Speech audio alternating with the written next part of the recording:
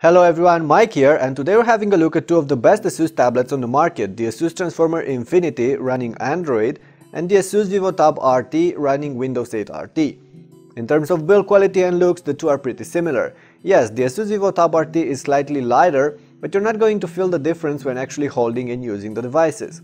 Both look good and feel overall sturdy. The Infinity we have here sports an aluminum back with a slim plastic strip on top covering the Wi-Fi and GPS antennas, while on the VIVO TAB RT the plastic strip is wider because we have the HSPA Plus version of the tablet for this test. There's also an 8 megapixel camera with flash on both of these, but you'll notice that the ASUS Infinity only features one speaker, while on the Windows 8 Slate there are two, one on each side. The tool is basically the same ports on their sides, a power button, a volume rocker, a headphone jack, a micro HDMI port and a micro SD card reader, just arranged in a different way. On the VIVO TAB RT there's of course a SIM card slot and a small latch on the right used to release the tablet from its docking station. Also, you'll notice a slightly redesigned lower side as well, with more compact docking latches on the VIVO TAB and the charging port integrated within the right one, while the Infinity has larger docking slots and the charging port in the middle. ASUS also bundles an USB adapter with the VIVO TAB RT that goes into that charging port, allowing you to quickly connect USB peripherals to the tablet, which is going to be quite handy. Both tablets come with matching docking units that integrate a battery inside, add an USB slot, a keyboard and a trackpad. There's also an SD card reader on the Infinity dock and slightly larger keys, as the VIVO TAB RT uses smaller rectangular keys as opposed to the square ones on the Transformer, and this really mingles with the overall typing experience. I expect Windows 8 RT to offer support for more such accessories, but a small footnote mentions that only certified accessories will work with this OS, which does not sound good. You'll notice that ASUS changed the docking system on the newer tablet, hiding the hinge behind the screen and making it basically invisible when having the two devices bound together. The entire latching and unlatching process is also slightly smoother.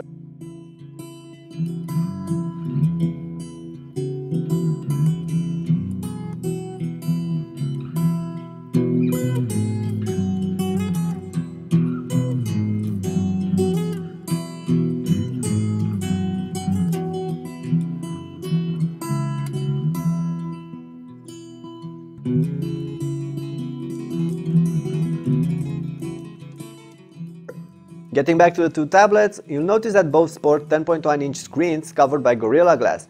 The VIVO TAB also features a Windows Home button on the bottom, and besides that, both devices offer front-facing HD cameras on top of the screen and the light sensor.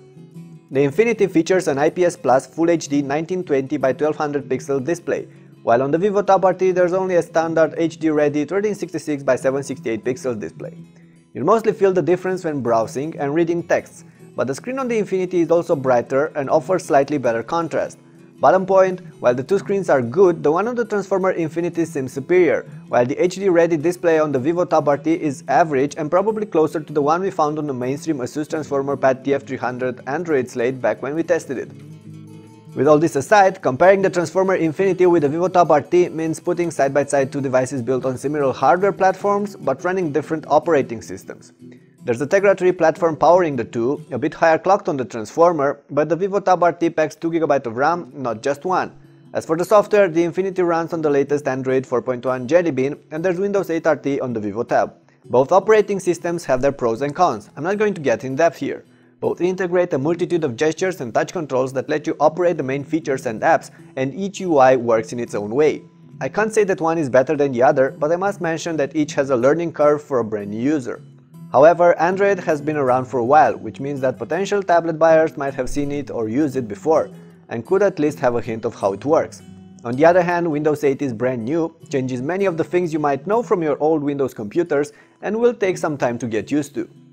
I do find the Transformer Infinity, hence Android, a bit snappier than a VIVO TAB RT, especially when launching new apps. Except for that though, both tablets are fast as long as you're not pushing them too hard, offer true multitasking and allow you to deal with your daily tasks at ease.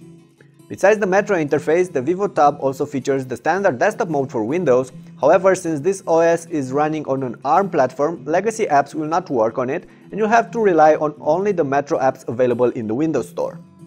Both tablets come with their own bundled apps, built around Google services on the Infinity and of course around Microsoft ones on the VIVO TAB RT.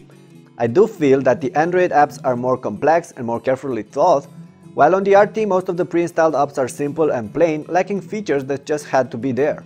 And that's the case for most of the bundle stuff, whether we're talking about the mail, movies, music, or the browser app.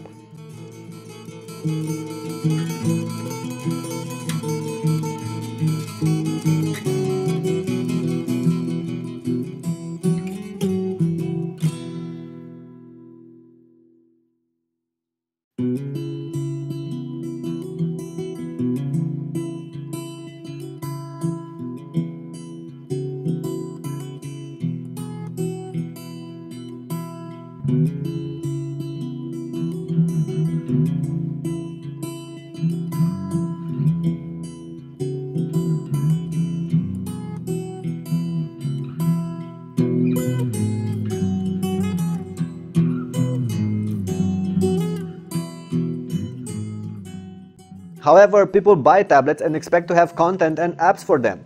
And here's where the Android ecosystem just demolishes Windows 8 RT.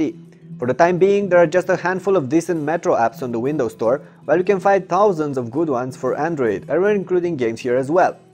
The gap will probably close in time, but that's not going to happen overnight, no matter how many Windows 8 devices are going to be sold and no matter how appealing Microsoft will make their environment for developers.